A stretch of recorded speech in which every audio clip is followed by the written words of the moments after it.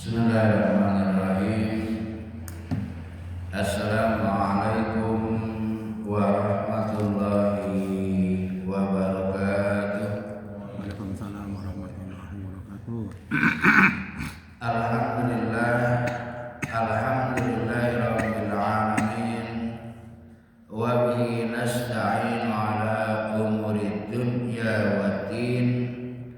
Assalatu wassalamu ala sayyidina Muhammadin wa ala alihi wa sahbihi ajma'in. Asyhadu an la ilaha illallah wahdahu la syarikalah wa asyhadu anna Muhammadan abduhu wa rasuluh. Raditu billahi rabba wa bil islami dina wa bi Muhammadin nabiyya wa rasulah. Rabbi shrah li sadri wa yassir li amri wahlul 'uqdatam min lisani yafqahu qawli, amma ba'du. Hari ini jamaah syukur rahimakumullah, puji syukur mari senantiasa kita panjatkan kehadirat Allah Subhanahu wa taala atas segala limpahan karunia-Nya kepada kita. Salawat dan salam semoga tetap tercurah limpahkan atas junjungan kita Nabi Muhammad sallallahu alaihi wasallam, juga kepada para keluarganya, para sahabatnya, dan para pengikutnya hingga akhir zaman. Jamaah syukur rahimakumullah, syiratal ladzina an'amta 'alaihim ghairil maghdubi 'alaihim waladdallin. Jalan yang lurus, syiratal mustaqim, yaitu jalan orang-orang yang telah Engkau anugerahi nikmat kepada mereka, bukan jalan mereka yang dimurkai, dan bukan pula jalan orang-orang yang sesat. Melalui ayat ke-7 surat Al-Fatihah, kita bermohon kiranya mereka, siapa, kapan, dan dimanapun, menjadi panutan kita dalam kehidupan ini, menapak tilas jejak mereka, yaitu para nabi, siddiqin, syuhada, dan sholihin, berarti mengikuti mereka dan berada bersama mereka. Penggalan ayat berikutnya yaitu ghairil maghdubi alaihim. Al-maghdub berasal dari kata ghodab yang dalam berbagai bentuknya memiliki keragaman makna, namun semuanya memberi kesan keras, kokoh, dan tegas. Singa, banteng, batu gunung, sesuatu yang merah padam seperti orang yang sedang marah. Semuanya digambarkan melalui akar kata ghodab.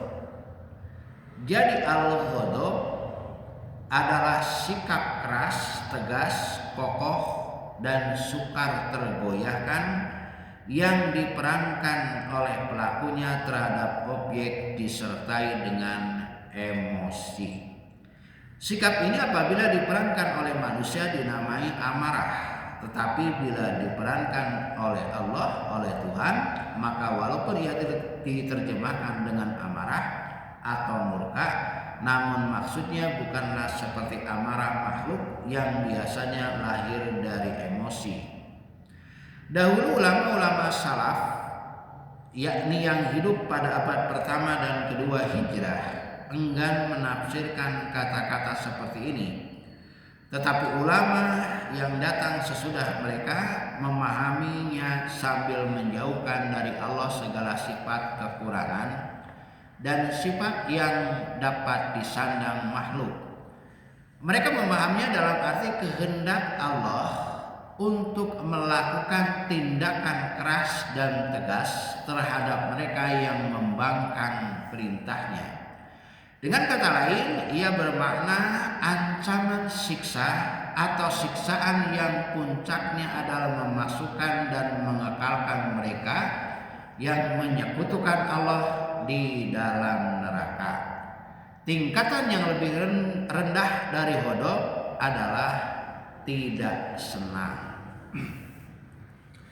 Sejarah dan pengalaman sehari-hari membuktikan bahwa ketaatan kepada Allah Subhanahu wa taala atau dengan kata lain melakukan kebenaran dan kebajikan akan menghasilkan imbalan baik. Kalau bukan pada saat ini, paling tidak tentu pada akhirnya. Demikian pula pembangkangan terhadap kebenaran menimbulkan penyesalan bahkan siksaan. Paling sedikit adalah siksaan batin. Orang benar pasti dia akan mendapatkan ganjaran dari kebenarannya.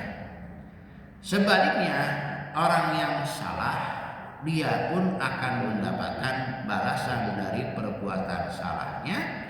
Paling tidak adalah siksaan batin. Orang yang salah bagaimanapun juga hati tidak dapat dibohongi. Ya. Kalau bukan sesaat sesudah pelanggaran itu, maka tentu pada akhirnya atau di akhirat. Tentang siapakah al-maghdubi alaihim, ayat ini tidak menjelaskannya. Sementara ulama tafsir berdasarkan keterangan suatu hadis Nabi Shallallahu Alaihi Wasallam menyatakan bahwa mereka adalah orang-orang Yahudi. Ya, Al-Quran juga memberitakan bahwa orang-orang Yahudi mengenal kebenaran, tahu yang benar, namun enggan mengikutinya.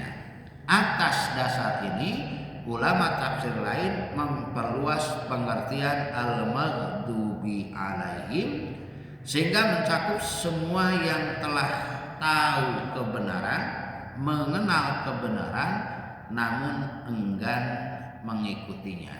Jadi orang-orang yang dimurkai adalah mereka yang tahu benar tapi enggak mau mengikutinya. Tahu sholat berjamaah itu utama daripada sholat sendiri, tetapi tidak mau sholat berjamaah.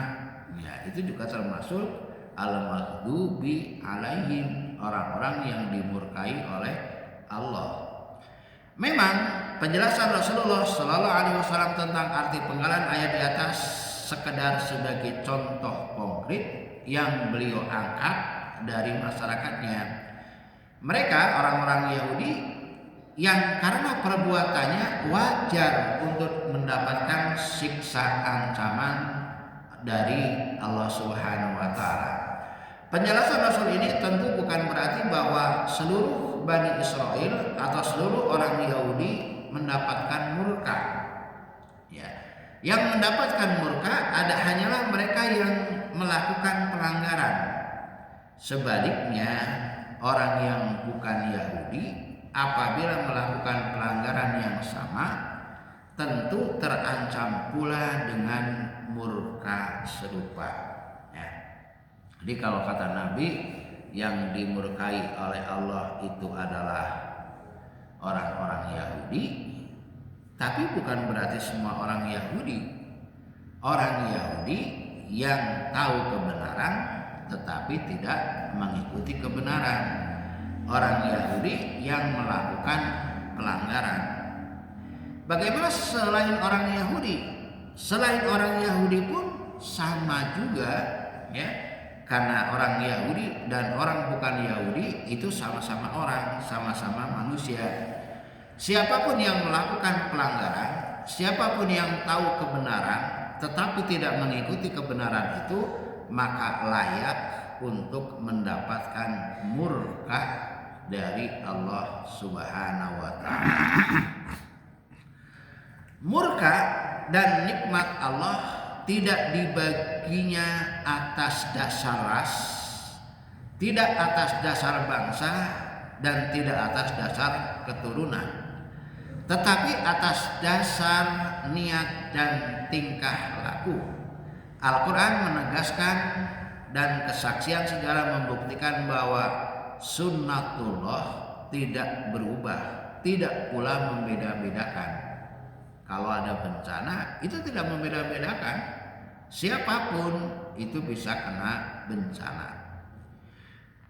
Sebagai sunnatullah yang berlaku atas orang-orang yang terdahulu sebelum kamu, dan kamu sekali-kali tidak akan menjumpai perubahan pada sunnatullah. Quran surat Al-Ahzab ayat 62. Wajar sekali Rasulullah Shallallahu Alaihi Wasallam memberikan contoh orang yang dimurkai itu adalah orang Yahudi, karena dari 24 kali kata ghadab dalam berbagai bentuk yang tercantum dalam Al-Quran, 12 kali adalah dalam konteks pembicaraan tentang pelanggaran-pelanggaran yang dilakukan oleh orang-orang Yahudi. Jadi 24 kali disebut kata ghadab, setengahnya itu berbicara tentang pelanggaran-pelanggaran yang dilakukan oleh orang Yahudi. Sehingga kalau kata Nabi yang dimurkai oleh Allah dalam surat Al-Fatihah ayat 7 itu orang Yahudi, ya pantas saja setengahnya saja mewakili ya. Sehingga ya kita lihat juga zaman sekarang orang-orang Yahudi, orang-orang Israel ya, itu kan begitu ya, tidak berkemanusiaan, menganggap dirinya anak Tuhan, menganggap dirinya yang terbaik, sehingga yang selain mereka ingin dimusnahkan ya. Nah, sedangkan sisanya berkisar pada pembicaraan tentang amarah sebagai naluri manusia atau murka Allah yang ditujukan kepada orang-orang musyrik atau penyembah berhala, orang munafik yang mengaku sebagai pengikut Nabi Shallallahu Alaihi Wasallam, atau bahkan orang-orang Muslim yang melakukan pelanggaran tertentu. Jadi 12 yang lainnya berbicara tentang orang musyrik, orang munafik, kemudian para penyembah berhala, dan juga orang muslim. Orang muslim apabila dia melakukan pelanggaran. Jadi bukan berarti orang muslim itu bebas dari murka Allah, bebas dari kemarahan Allah, bebas dari siksa Allah. Orang muslim pun apabila melakukan pelanggaran serupa, maka dia pun akan mendapatkan murka dari Allah Subhanahu wa taala. Dalam ayat ke-7 surat Al-Fatihah ini tidak jelaskan siapa yang dimurkai Tuhan, namun dari penelusuran seperti yang dilakukan tersebut dapat menemukan bahwa siapapun yang melakukan pelanggaran semacam itu pasti dimurkai Allah. Di sisi lain, perlu ditegaskan bahwa walaupun telah ditemukan macam-macam pelanggaran yang mengakibatkan ghadab atau murka Allah, tetapi itu bukan berarti bahwa hanya pelanggaran yang disebutkan itulah yang dapat mengakibatkan dosa atau siksa Allah. Karena masih banyak pelanggaran lain yang dikaitkan dengan secara tegas dengan kata ghadab. Ya. Masih banyak siksa dan kegagalan hidup yang dialami seseorang bukan sebagai akibat pelanggaran-pelanggaran. Ya.